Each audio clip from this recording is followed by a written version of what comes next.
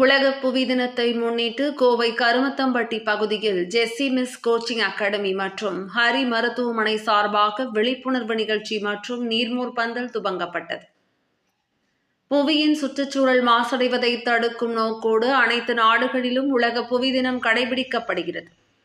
இந்நிலையில் கோவையில் உலக புவி தினத்தை முன்னிட்டு கோவையை அடுத்த கருமத்தம்பட்டி பகுதியில் முதன்முறையாக பொதுமக்களுக்கு சுற்றுச்சூழல் பாதுகாப்பு பற்றிய தகவல்கள் குறித்த விழிப்புணர்வு நிகழ்ச்சி நடைபெற்றது.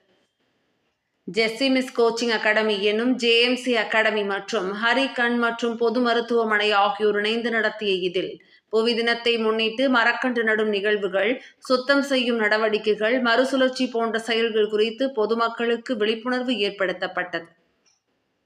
முன்னதாக புவியின் வெப்பம் அதிகரிப்பதால் பொதுமக்கள் போதுமான அளவு நீர் பருக வேண்டும் என்பதை கூறும் விதமாக நீர்மோர் பந்தல் திறக்கப்பட்டு அனைவருக்கும் நீர்மோர் வழங்கப்பட்டது.